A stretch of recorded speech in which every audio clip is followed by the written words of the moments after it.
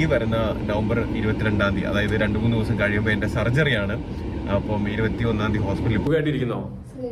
എങ്ങനെ പോകുന്നു? പൊടീസൊക്കെ സ്റ്റാർട്ട് ചെയ്തിട്ട് എങ്ങനെ പോകുന്നു?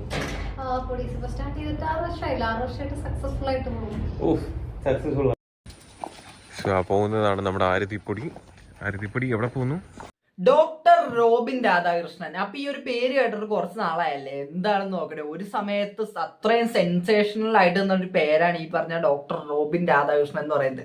അപ്പൊ ബിഗ് ബോസ് മലയാളത്തിന്റെ ചരിത്രത്തിൽ തന്നെ ഇത്രയും വിവാദമായിട്ടുള്ള ഒരു താരം ഉണ്ടാന്ന് ചോദിച്ചു കഴിഞ്ഞാൽ ഇല്ലാന്ന് തന്നെ പറയാം വേണമെങ്കിൽ. ഇപ്പൊ നമ്മുടെ രജിത് കുമാറൊക്കെ ഉണ്ടെങ്കിലും പിന്നെ അത് കഴിഞ്ഞിട്ട് പിന്നെ രജിത് കുമാറിനെക്കാളും ഈ ഡോക്ടർ റോബിൻ തന്നെയായിരുന്നു അത്യാവശ്യം നല്ല രീതിക്ക് ഫാൻസും അതേപോലെ ടോക്സിക് ഫാൻസും എന്തായിരുന്നു.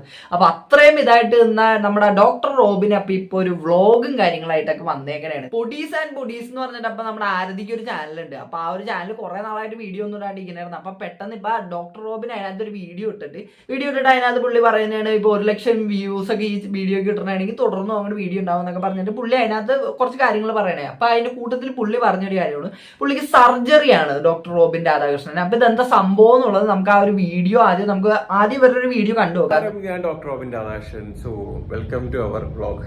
അങ്ങനെയാണോ പറയേണ്ടത്? അയ്യോ, എനിക്ക് വ്ളോഗിങ് പരിപാടിയൊന്നും പരിചയമില്ല. അപ്പൊ ചുമ്മാ വീഡിയോ ഇങ്ങനെ ഇരുന്നപ്പം നമ്മൾ ഫ്രീ ആയിട്ട് ഇരുന്നപ്പോഴത്തേക്ക് ഇടാമെന്ന് വിചാരിച്ചു.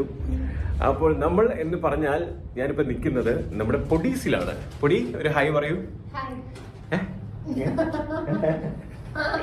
പൊടി ഒരു ഹായ് പറഞ്ഞിരിക്കുകയാണ്. പൊടി, എന്തുണ്ട് വിശേഷം?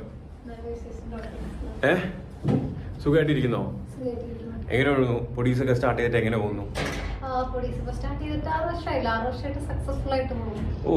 സക്സസ്ഫുൾ ആണ് അല്ലേ? അല്ലെ, ഏറ്റവും എന്താ പറയാ മെമ്മറബിൾ ആയിട്ടുള്ള ഒരു ദിവസം ഏതാണ്? ഫെബ്രുവരി 16. ഏത് വർഷം? 2022.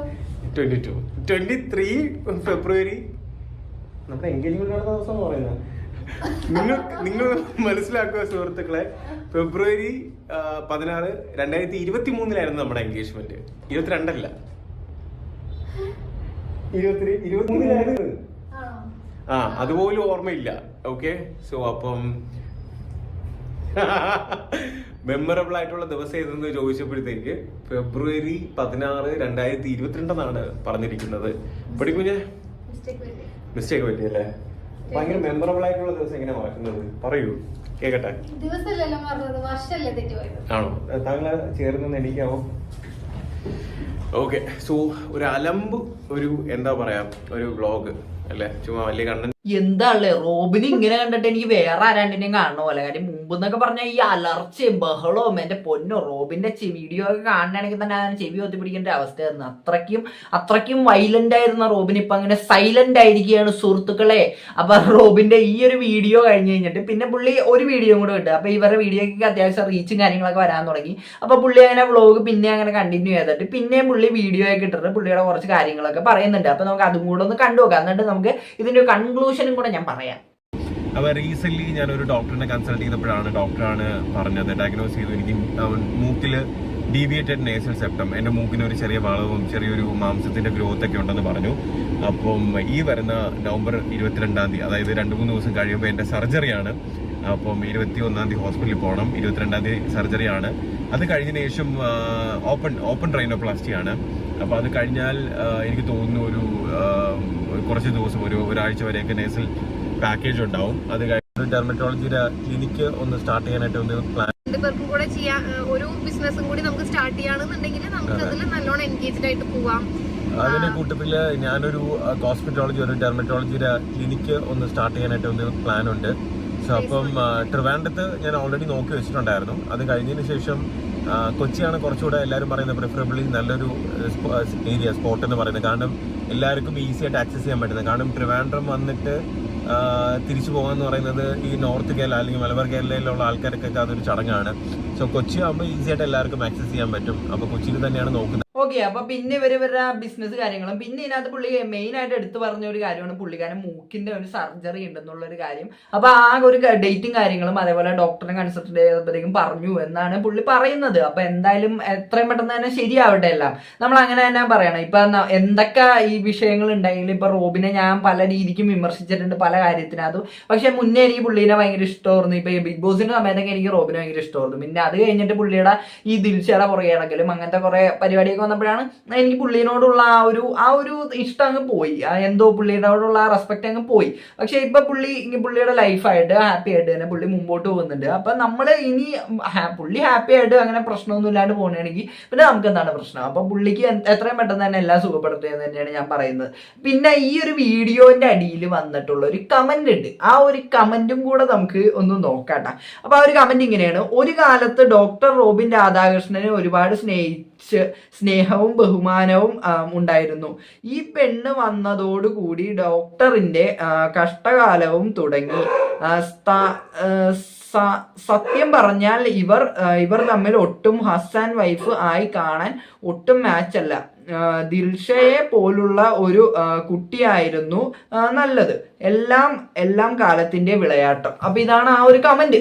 അപ്പൊ ഈ ഒരു കമന്റ് എന്ന് പറഞ്ഞു കഴിഞ്ഞാൽ ഫുള്ളിന്റെ അടിയിൽ പോസിറ്റീവ് കമന്റുകളാണ്. അപ്പൊ ഒരു കമന്റ് മാത്രമാണ് ഇങ്ങനെ വന്നത്. അപ്പൊ ഈ ഒരു കമന്റ് വായിച്ചപ്പോഴത്തേക്ക് എനിക്ക് തോന്നിയെന്ന് പറഞ്ഞാൽ എന്റെ അടുത്ത് ഇപ്പോൾ ഒരാൾ ദിൽഷയാണോ ഇഷ്ടം അല്ലെങ്കിൽ പൊടിയാണോ ഇഷ്ടം എന്റെ അടുത്ത് ചോദിച്ചു കഴിഞ്ഞാൽ ഞാൻ പറയും ദിൽഷേനെയാണ് ഇഷ്ടം എന്ന് പറയും. കാര്യം എനിക്ക് ദിൽഷ എന്ന് പറഞ്ഞ ആ ഒരാളുണ്ടല്ലോ, ഇപ്പൊ എത്ര പേര് ഇപ്പൊ ഈ ഡോക്ടറിന്റെ ഫാൻസ് എന്നൊക്കെ പറഞ്ഞിട്ട് കുറെ പേര് ചെന്നിട്ട് ആ പുള്ളിക്കാരനെ ഭയങ്കര രീതിക്ക് ഈ സൈബർ ബുള്ളിയും കാര്യങ്ങളൊക്കെ ഒരു സമയത്ത് ഉണ്ടായില്ല. അപ്പൊ ആ ഉണ്ടായ സമയത്താണെങ്കിലും ഞാൻ ദിൽഷേനെയാണ് സപ്പോർട്ട് ചെയ്തിട്ടുള്ള ആ ടൈമിനകത്തൊക്കെ. കാര്യം എന്താ, ദിൽഷ എന്ന് പറഞ്ഞ നല്ലൊരു പ്ലെയർ ആണ്. പുള്ളിക്കാരി അത്രയും നല്ല പ്ലെയർ ആയതുകൊണ്ട് തന്നെയാണ് പുള്ളിക്കാരി കപ്പടിച്ചത്. അല്ലാണ്ട് ദിൽഷ ആരുടെയും ഔദാര്യം പറ്റിയിട്ട് കപ്പടിച്ചതാന്ന്. ദിൽഷയ്ക്ക് ഇപ്പൊ ഡോക്ടർ റോബിൻ എന്ന് പറഞ്ഞ ആളുടെ ഫാൻസ് പവർ ദിൽഷയ്ക്ക് കിട്ടണമെന്നുണ്ടെങ്കിൽ അത് വെറുതെ കിട്ടിയതല്ല. പുള്ളിക്കാരി മൈൻഡ് ഗെയിം ഉപയോഗിച്ചിട്ട് കളിച്ചു. പുള്ളിക്കാരി അത്രയും പവർഫുൾ ആയിട്ടുള്ള റോബിനെയും അതേപോലെ ബ്ലെസ്ലിനെയാണ് പുള്ളിക്കാരി കൂട്ടുപിടിച്ചത്. അത് വെറുതെ ആണെന്നാണ്, അത് ഗെയിമാണത്. അപ്പൊ അത്രയും നല്ലൊരു കിടിലൻ ഗെയിം കളിച്ചിട്ട് ഡോക്ടർ റോബിന്റെ ഫാൻസിനെ ഫുള്ള് വോട്ടാക്കി മാറ്റി ദിൽഷയുടെ വോട്ടാക്കി മാറ്റി ദിൽഷ ജയിച്ചിട്ടുണ്ടെങ്കിൽ അത് ആരുടെ കഴിവാ?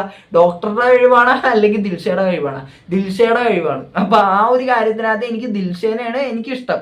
അപ്പൊ ഈ നമ്മുടെ പൊടിയുടെ കാര്യം പറയുകയാണെങ്കിൽ പൊടി എനിക്ക് വലിയ താല്പര്യമൊന്നുമില്ല. പിന്നെ ആ സമയത്ത് ഈ പൊടിയും റോബിനായിട്ടുള്ള ആ ഒരു റിലേഷൻ തന്നെ തുടങ്ങിയത് തന്നെ എനിക്കെന്തോ, അതായത് പിടിയെന്ന് പറഞ്ഞാൽ തുടങ്ങിയൊരു സംഭവം. അതായത് റോബിനാണെങ്കിൽ എന്നാ കല്യാണം കഴിക്കാൻ മുട്ടി നിൽക്കുന്ന ഒരു പോലത്തെ ആ ഒരു ടൈമിനകത്ത് അങ്ങനെ ആയിരുന്നല്ല. ഇപ്പൊ കെട്ടണം എനിക്ക് ആരെങ്കിലും ഇപ്പൊ കെട്ടണം എന്ന് പറഞ്ഞിട്ട് നടക്കുന്ന ഒരു പോലെയായിരുന്നു റോബിൻ ആ സമയം നടന്നിട്ടുണ്ടെന്ന്. ആ സമയത്ത് ദിൽഷയുടെ പുറകെ ആടുന്നുണ്ട്. കണ്ട മറ്റേ ഇന്റർവ്യൂകൾ മൊത്തം ചെന്നിട്ട് ദിൽഷനെ ഞാൻ കെട്ടാൻ പോകുന്നു എന്ന് പറഞ്ഞ് ലാസ്റ്റ് ഇറങ്ങി കഴിഞ്ഞാൽ ദിൽഷ പറഞ്ഞു എനിക്കൊന്നും വേണ്ടാന്ന് പറഞ്ഞിട്ട് ദിൽഷയുടെ വാടോക്കി പോയി. അപ്പൊ എല്ലാവരും ദിൽഷനെ കുറ്റം പറഞ്ഞു. എന്ത് കാര്യമായിരിക്കും ദിൽഷ എപ്പോഴാ പറഞ്ഞാൽ എനിക്ക് ഡോക്ടറിനെ കെട്ടണമെന്ന്? അങ്ങനെ ദിൽഷ പറഞ്ഞിട്ടില്ല. അപ്പൊ പിന്നെ ഈ ഫാൻസും ഒരുവരൊക്കെ തന്നെ ഓരോന്ന് പറഞ്ഞുണ്ടാക്കിയ കാര്യമാണ്. അവസാനം ദിൽഷയുടെ പാടുനോക്കി പോയപ്പോഴത്തേക്ക് എല്ലാവരും ദിൽഷനെ കുറ്റപ്പെടുത്തണം. ഇപ്പോഴും ദിൽഷനെ കുറ്റപ്പെടുത്തുന്ന ആൾക്കാരുണ്ട്. ഞാൻ ഒരിക്കലും ദിൽഷനെ കുറ്റപ്പെടുത്തൂല കേട്ടോ. ഞാൻ ദിൽഷനെ സപ്പോർട്ട് ചെയ്യുള്ളൂ ഈ ഒരു കാര്യത്തിനകത്ത്.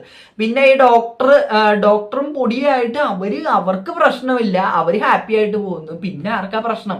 ഇപ്പൊ നമുക്ക് വേണമെങ്കിൽ പറയാം നിങ്ങൾ തമ്മിലൊരു മാച്ചില്ല. കാര്യം നിങ്ങൾ ഈ സംഭവം ഇപ്പൊ ഒരു വ്ളോഗായിട്ടൊക്കെ ചെയ്യുമ്പോഴത്തേക്കും നമ്മൾ കാണണല്ലോ. അപ്പൊ കാണുമ്പോഴത്തേക്കും നിങ്ങൾ മാച്ചില്ല അങ്ങനെയൊക്കെ പറയുന്നതിനകത്ത് ഈ കമന്റിനകത്ത് ഒരു പ്രശ്നം ഉണ്ടെന്നൊന്നും എനിക്ക് തോന്നുന്നില്ല. പുള്ളിയുടെ അഭിപ്രായം പറഞ്ഞു, ഞാൻ എന്റെ അഭിപ്രായം പറഞ്ഞു, അത്രേ ഉള്ളൂ. ഡോക്ടർക്ക് അതിനകത്ത് ഇപ്പൊ റോബിന് അതിനകത്ത് വിഷയമില്ലെങ്കിൽ പിന്നെ എന്താ വിഷയം?